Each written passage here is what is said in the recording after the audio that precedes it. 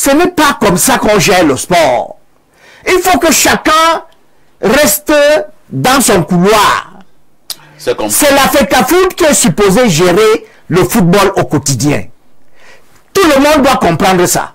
C'est compris. Cela signifie donc que selon le professeur Bilois, c'est le MINSEP qui a tort. C'est vous qui... J'ai finalement arraché ça. C'est vous qui... Vous voulez qu'à tout prix trouver... L'affaire est beaucoup plus compliquée que ça et il faut être subtil. Il faut être subtil. Nous ne sommes plus là pour la subtilité.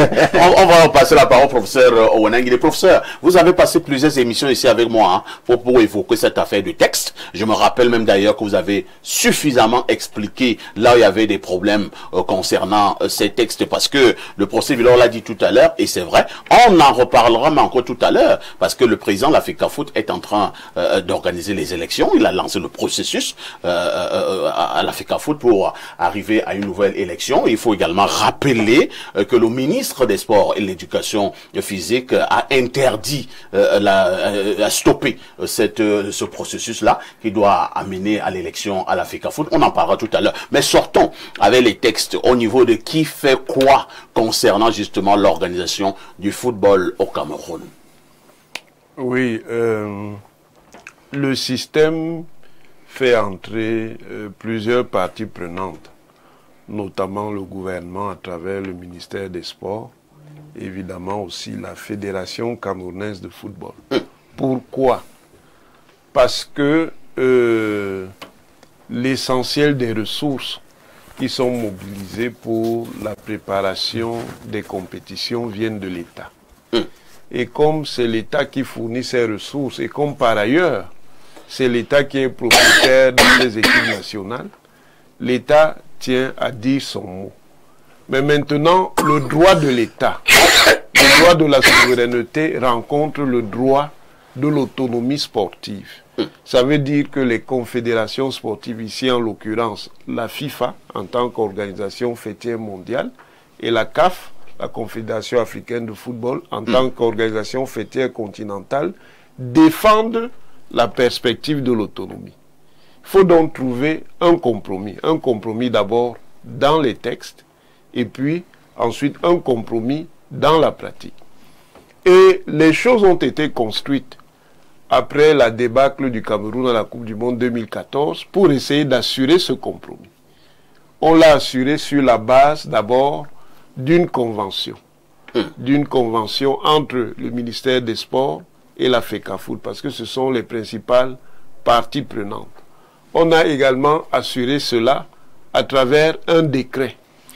Il en ressort donc que pour l'organisation technique, c'est en principe la Fédération camerounaise de football qui assure l'organisation technique. Et si nous parlons de l'organisation technique, je vois déjà rapidement la nomination d'un coach. Bon, non, attendez, il y a l'organisation technique, il y a l'organisation financière.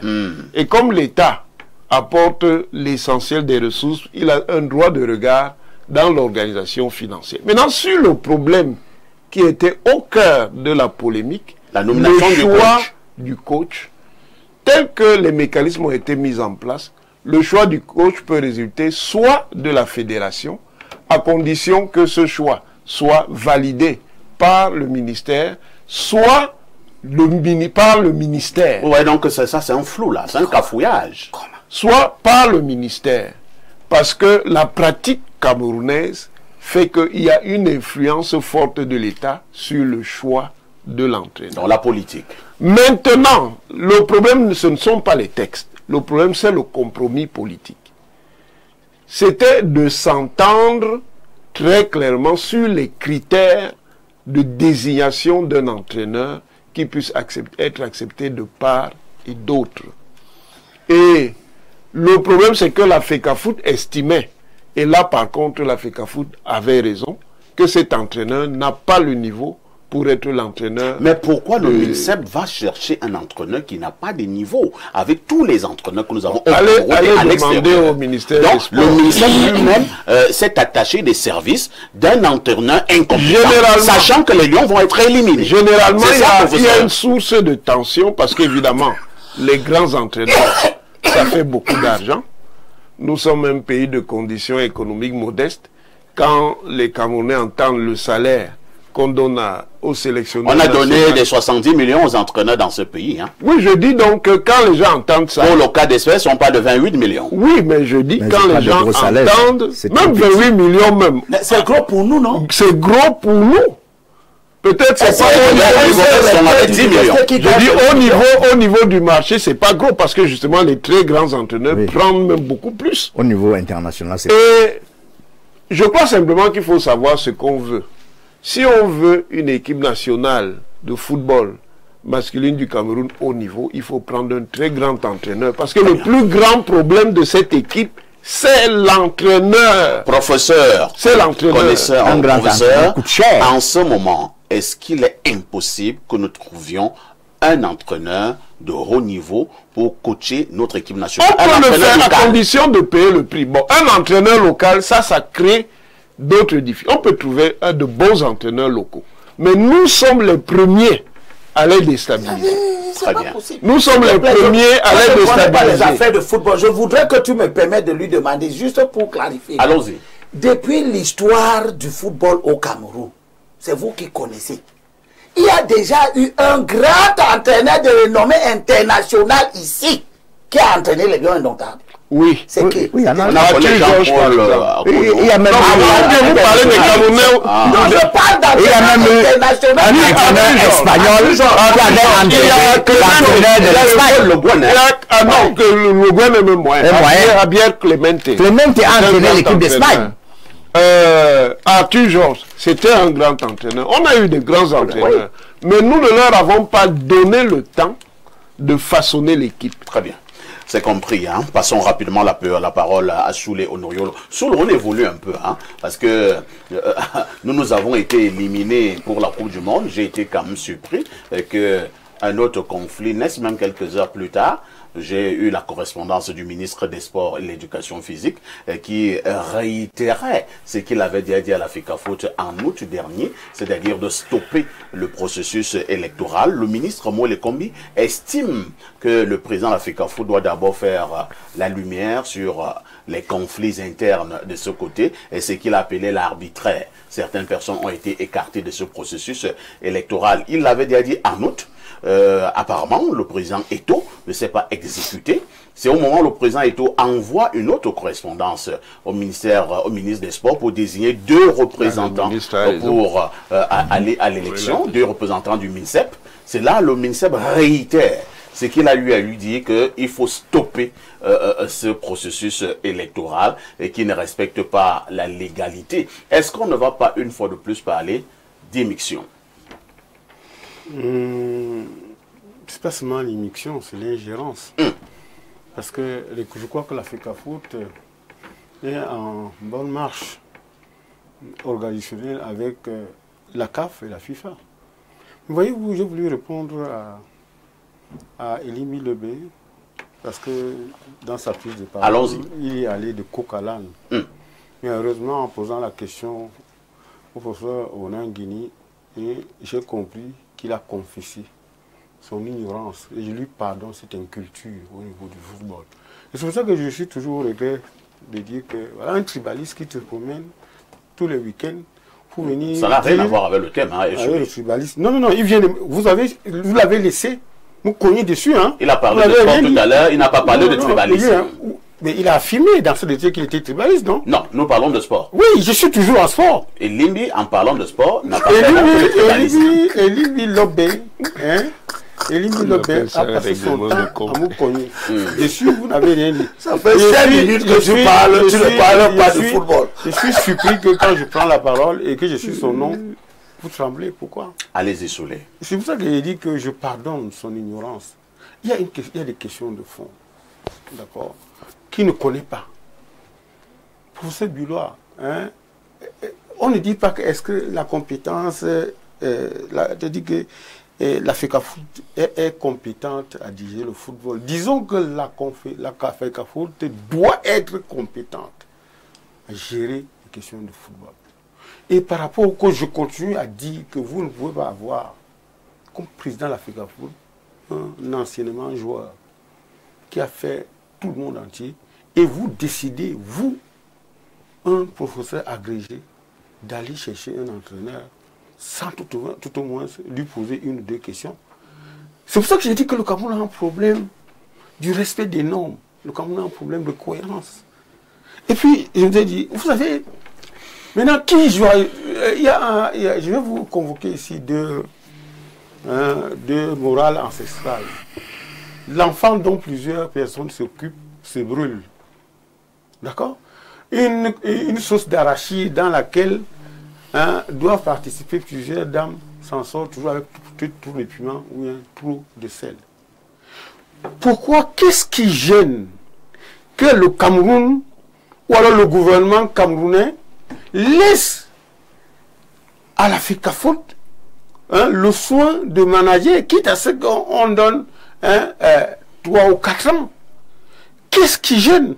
Si on a besoin vraiment des résultats, n'est-ce pas, le bon sens nous invite à ce que chacun sente la limite de ses prérogatives. Où est le problème? Donc si on part sur la santé de l'organisation du jeu, on ne peut pas faire ces erreurs.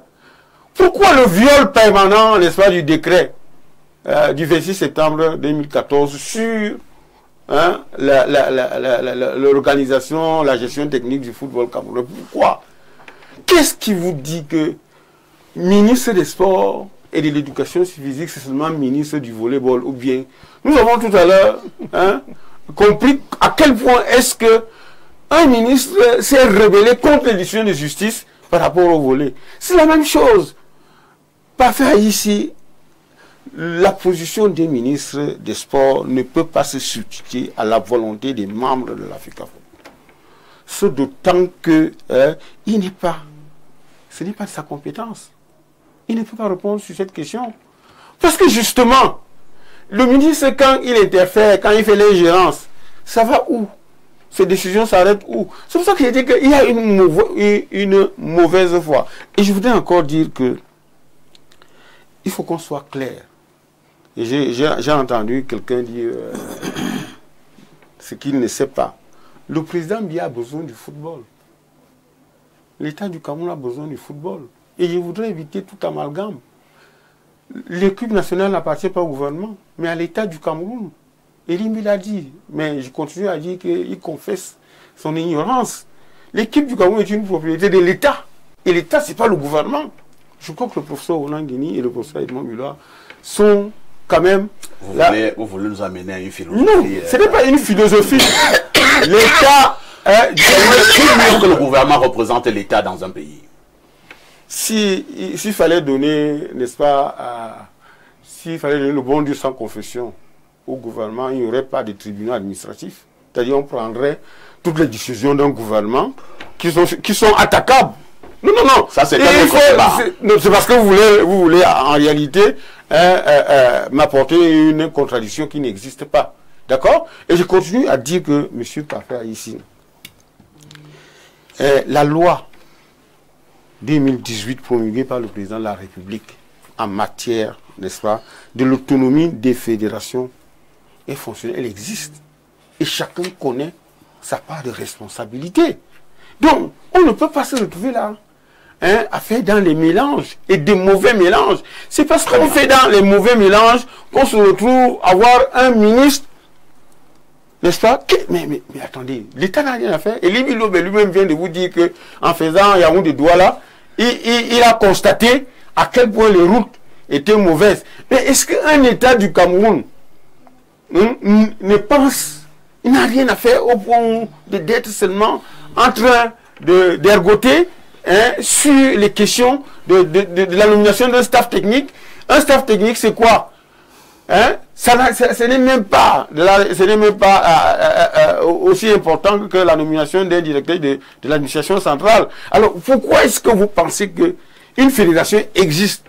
Elle a des moyens pour gérer son football ou alors sa discipline sportive. Et vous avez un ministre qui a fini par mettre à lambeau tout le mouvement sportif. Regardez, rien ne marche. Dans le mouvement sportif camerounais, les seules fédérations qui avaient la tête haute, la boxe, le volley et le football, comment elles sont comment aujourd'hui en lambeau? À cause de qui? d'un seul management alambiqué, n'est-ce pas, d'un ministère des Sports. Il faut arrêter ça. Nous sommes tous les fils de l'État du Cameroun. Personne n'a plus de droit que les autres. Ce n'est pas parce que nous n'avons pas eu la chance d'avoir le décret présidentiel que ceux qui vont avoir ces décrets-là vont nous marcher dessus. Non, il faut refuser la République des indisciplinés où les gens pensent que parce qu'ils ont eu un pouvoir en procuration, ils deviennent, n'est-ce pas, des petits dieux sous Dieu le Père. Il faut arrêter ça. C'est compris, hein, votre message est passé. Il y a le professeur Wanangin qui insiste à reprendre la parole. Hein. Allons-y vraiment en 1 minute. Très rapidement. Les lois sur les activités sportives ont toujours posé le principe d'un service public du sport qui est concédé en régie aux fédérations. Donc, l'État, sur la base de ce service public du sport, a un droit de contrôle. Et dans le cas spécifique de la FECAFOOT, il s'est avéré qu'il y a eu beaucoup de problèmes par rapport justement à la gestion. Il y a des problèmes de reddition des comptes. Plusieurs campagnes des Lions indomptables n'ont pas fait l'objet de comptes rendus de la manière dont les ressources ont été gérées. Voilà l'une des choses qui ont nourri le fait que l'État essaye de reprendre la main. Ça ne se fait pas comme ça.